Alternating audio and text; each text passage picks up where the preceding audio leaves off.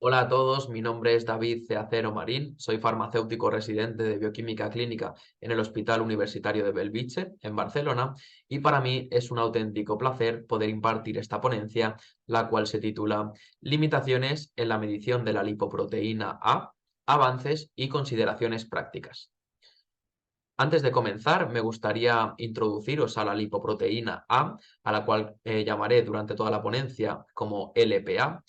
Y esta LPA está estructuralmente formada por una lipoproteína de baja densidad o LDL, que a su alrededor tendrá una apolipoproteína A conocida como ApoA.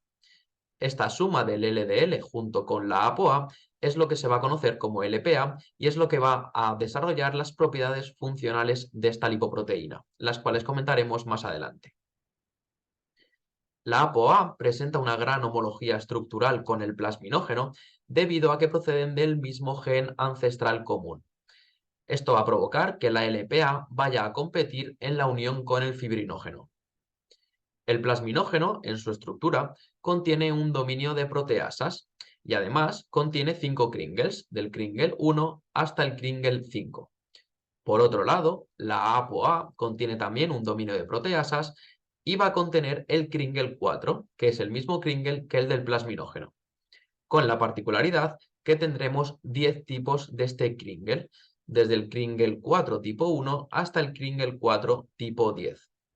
Cabe destacar que el Kringle 4 tipo 1 y del Kringle 4 tipo 3 hasta el 10 presentará una única copia, pero del Kringle 4 tipo 2 puede presentar desde una hasta más de 40 copias. Esto va a provocar que tengamos más de 40 isoformas diferentes de LPA, con más de 40 tamaños diferentes de LPA y que por lo tanto tengamos una gran variabilidad tanto intra como interindividual. Me gustaría hablar un poco del metabolismo de esta LPA, ya que su síntesis es mayoritariamente hepática y va a estar determinada por el locus del gen LPA. Esta tasa de síntesis está inversamente correlacionada con el tamaño de ApoA. Es decir, aquellas isoformas que tengan un mayor tamaño de ApoA generalmente van a tener una menor concentración de LPA en suero o plasma. Y por el contrario, aquellas isoformas que tengan un tamaño pequeño, es decir, un menor número de copias del Kringle 4 tipo 2, tendrán concentraciones más elevadas en suero o plasma de LPA. Y en concreto, este último caso, el de isoformas de tamaño pequeño y mayor concentración, son las que van a presentar el mayor riesgo aterogénico en los pacientes. Es por ello que me gustaría hablar un poco de los mecanismos fisiopatológicos de la LPA por los cuales va a aumentar el riesgo de enfermedad cardiovascular. Me voy a centrar en tres principalmente. Uno de ellos es la aterogénesis, otro la trombogénesis y por último hablaremos de la inflamación que provoca. El primero de ellos es la aterogénesis debido a que la LPA, al igual que el LDL, va a atravesar el endotelio vascular, se va a acumular en la íntima arterial produciendo aterosclerosis mediante el reclutamiento de células inflamatorias y mediante la unión de fosfolípidos proinflamatorios. El segundo mecanismo fisiopatológico del que voy a hablar va a ser la trombogénesis. Esta trombogénesis se va a producir por otros dos submecanismos. Uno de ellos será por la inhibición de la fibrinolisis. Como hemos comentado, la ApoA presenta una gran homología estructural con el plasminógeno y esto va a provocar que el plasminógeno, debido a esta similitud con la ApoA, no se pueda transformar en plasmina y que por lo tanto la plasmina no pueda degradar el fibrinógeno y la fibrina. Por lo tanto, al impedir estos pasos, se va a acumular fibrinógeno que se transformará en fibrina y por lo tanto aumentará esta trombogénesis en la cascada de coagulación que se muestra en la diapositiva. Por otro lado, se producirá también un aumento en la coagulación, ya que se va a inducir un factor inhibidor del factor activador del plasminógeno, que como su nombre indica, va a inhibir este factor activador del plasminógeno tisular, impidiendo también el paso del plasminógeno a la plasmina y por lo tanto inhibiendo la fibrinólisis, acumulando fibrinógeno y por lo tanto aumentando la trombogénesis en estos pacientes.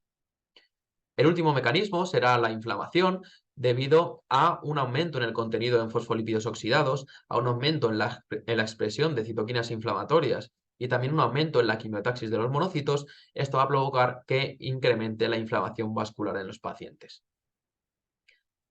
Teniendo estos mecanismos fisiopatológicos en cuenta, ¿cuál es la evidencia que tenemos actualmente de que las concentraciones elevadas de LPA aumentan el riesgo de enfermedad cardiovascular? Pues tenemos actualmente datos en estudios observacionales, en metaanálisis, en estudios randomizados mendelianos y en estudios genéticos que concentraciones más elevadas de LPA van a incrementar el riesgo relativo de forma significativa de enfermedad cardiovascular. Además, en esta diapositiva se muestra en color azul el perfil de distribución poblacional de las concentraciones de LPA en población caucásica, ya que se ha observado que en función de la etnia las concentraciones de la población también son diferentes. Y se hace una distinción a partir del percentil 90 y percentil 95 de concentraciones de LPA. Es decir, aquellos pacientes que estén por encima de las concentraciones respecto al 95% de la población tendrán un aumento en el 50% de enfermedad cardiovascular. Y por otro lado, tendrán también un aumento en el 20% de mortalidad por cualquier causa. En la figura de abajo se representa que por cada tan solo 50 miligramos decilitro más de lipoproteína A, la mortalidad por enfermedad cardiovascular incrementa en torno en un 20% y la mortalidad por todas las causas en torno en un 5 y 10%, lo cual es bastante significativo. Tal y como se observa en el último panel de consenso de la LPA, de la Sociedad Europea de Aterosclerosis, se ha observado que concentraciones crecientes de LPA van a incrementar el riesgo relativo de infarto de miocardio, de accidente isquémico, de fallo cardíaco y de estenosis valvular aórtica. En esta diapositiva se representa los riesgos relativos que tenemos de sufrir las diferentes enfermedades cardiovasculares cuando tenemos concentraciones por encima del percentil 95 y percentil 99. Y como podéis observar, algunas enfermedades como infarto de miocardio incrementan hasta un 250% nuestro riesgo. Teniendo esto en cuenta, la necesidad de que en el laboratorio podamos medir esta lipoproteína A es fundamental. El problema es que tenemos bastantes limitaciones en la medición de la LPA. En este caso yo me voy a centrar en las más importantes, las cuales la primera es que este peso molecular de ApoA va a poder variar entre 275 kilodalton y 800 kilodalton. Esto es debido a lo que hemos comentado antes, en función del número de copias que tengas del Kringle 4 tipo 2. Si tienes un número bajo de copias, el peso molecular será más bajo, pero si tienes hasta 40 copias, el peso molecular será más elevado. Por tanto, la medida en concentración de miligramos decilitro en los analizadores sería mucho más incorrecta que la medición en nanomol litro. Es por eso que algún estudio, en función de las concentraciones de LPA en nanomol litro y el número de dominios del Kringle 4 que tuvieran los pacientes, se ha estimado un factor de conversión para miligramo decilitro, situándolo como media en torno a un 2,4 de factor de conversión. Sin embargo, en estudios posteriores, como en Santika et al. En 2016 y en el último panel de consenso de la Sociedad Europea de Aterosclerosis el año pasado, no recomiendan usar ningún factor de conversión de miligramo decilitro a nanomol litro ni viceversa. La segunda gran limitación que tenemos es que a nivel mundial no tenemos y no disponemos de ningún material de referencia que esté adecuado para la estandarización de métodos analíticos. Sin embargo, se ha demostrado que la medición del LPA en nanomol litro y usando inmunoensayos comerciales que estén estandarizados y calibrados para minimizar la sensibilidad a las diferentes isoformas de LPA ha mostrado una buena evaluación del riesgo cardiovascular. Pese a esto, se necesita, como es obvio, una estandarización urgente de los ensayos de LPA. Es por ello que se recomiendan diferentes estrategias para poder medir la concentración de LPA de una mejor manera en nuestros analizadores del laboratorio clínico. La primera recomendación es que usemos un método que sea trazable respecto al método de referencia, que actualmente es el del Northwest Lipid Metabolism and Diabetes Research Laboratories. La segunda recomendación que se realiza es la utilización de anticuerpos monoclonales dirigidos hacia una zona no variable de la estructura de la ApoA. Para entender esto un poco más fácil, os presento la siguiente figura, donde disponemos de dos ensayos. Un ensayo A que utiliza un ensayo que sea independiente de las diferentes isoformas, y un ensayo B que sí que va a utilizar anticuerpos monoclonales que sean dirigidos hacia una zona no variable.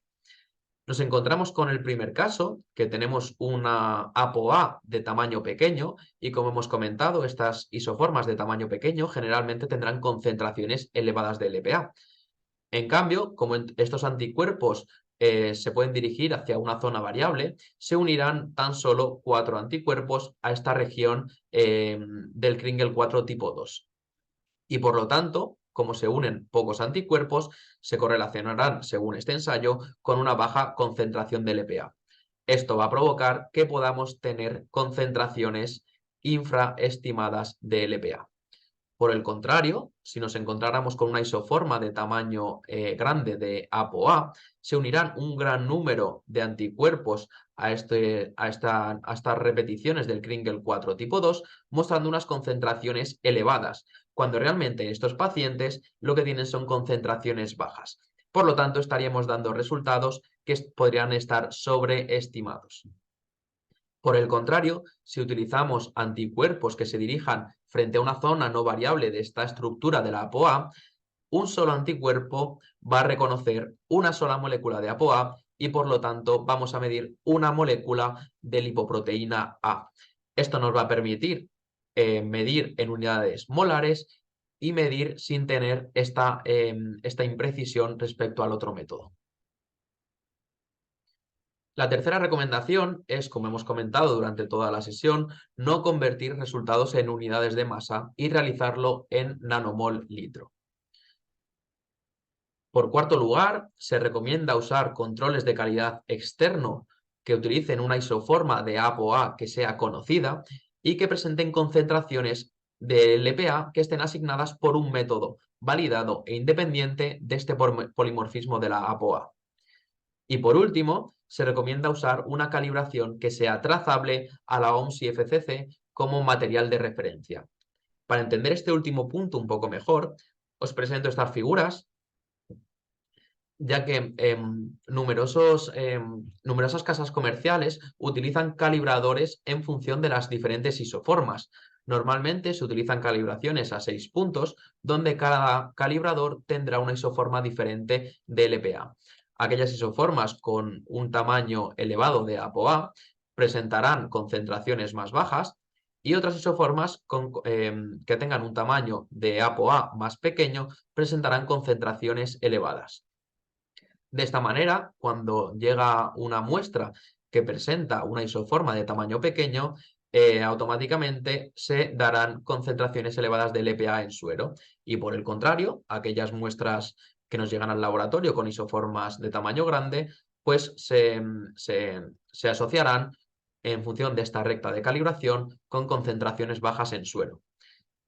El problema es que se ha observado que algunas isoformas de ApoA que tengan un tamaño pequeño, en torno a un 30%, tienen unas concentraciones de LPA bajas. Es decir, estas isoformas de tamaño pequeño se asociarán directamente con concentraciones elevadas cuando en realidad tienen concentraciones bajas. Por lo tanto, coincidirá con un calibrador incorrecto y estaremos dando resultados también incorrectos.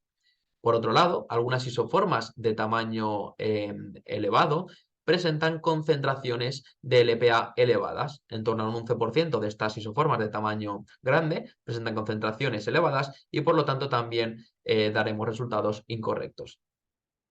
Es por eso que aquí os remarco lo más importante para medir la LPA es que usemos anticuerpos monoclonales dirigidos hacia una zona no variable, así impediremos cualquier tipo de error, y también que utilicemos una calibración que sea trazable a la OMS y FCC como material de referencia, y siempre dando resultados en unidades de nanomol litro.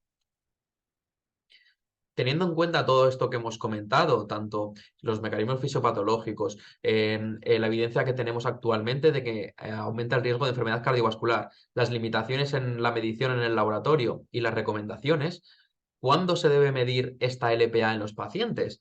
Pues tenemos evidencia del último panel de consenso de la Sociedad Europea de Aterosclerosis, donde van a recomendar medir la LPA al menos una vez en adultos para identificar a aquellos que tengan un riesgo cardiovascular elevado. Además, recomiendan la detección en pacientes jóvenes que tengan antecedentes de accidente cerebrovascular isquémico, antecedentes familiares de enfermedad cardiovascular prematura o antecedentes de LPA alta. Además, también recomiendan incluir la medición de la LPA como parte de un perfil lipídico inicial. Cuando nosotros damos el resultado a los médicos, ¿qué hace este clínico con los resultados? ¿Cuáles son las evidencias que tiene él para abordar clínicamente al paciente? Pues en 2019, la Sociedad Europea de Aterosclerosis destacó que aquellos pacientes que presenten concentraciones extremadamente elevadas de LPA, superando los 430 nanomol litro, van a tener un mayor riesgo de por vida de enfermedad cardiovascular, similar a pacientes con HF, con hipercolesterolemia familiar.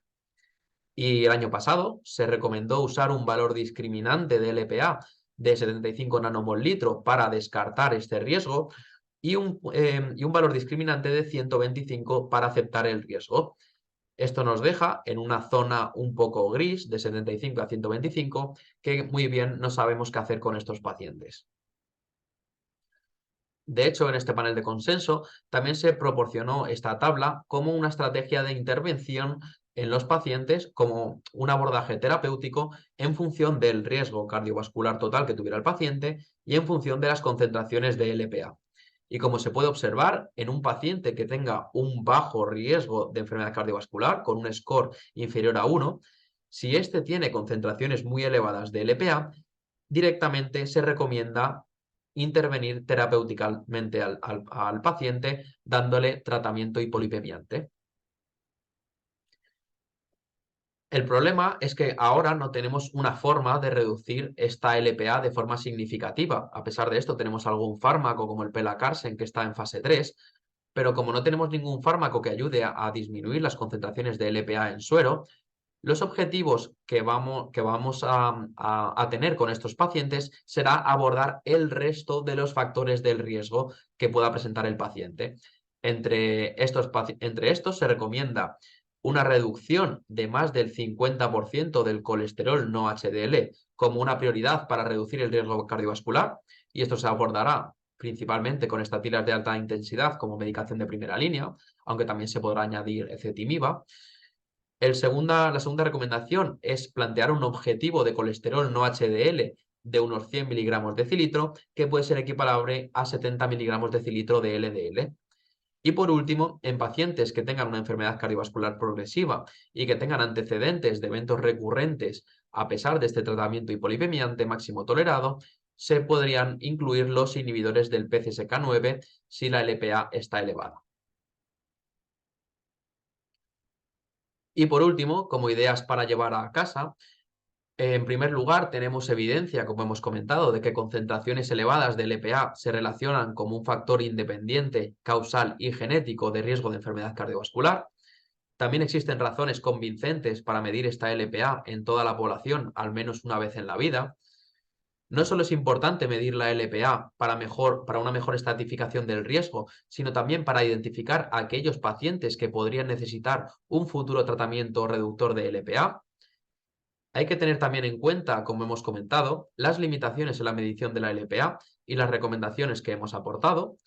Y aunque todavía se puede mejorar la estandarización de la medición de LPA, la mayoría de las pruebas que tenemos disponibles en la rutina clínica son suficientes para una buena evaluación clínica del riesgo de enfermedad cardiovascular. Y es, por tanto, que medir la LPA debería ser la norma y no la excepción. Y con esto doy por finalizada mi presentación. Muchas gracias y recuerda vigilar la LPA. Dejo aquí mi contacto por si tenéis alguna duda, pregunta, sugerencia, y muchas gracias por acudir a esta ponencia y espero que os haya gustado.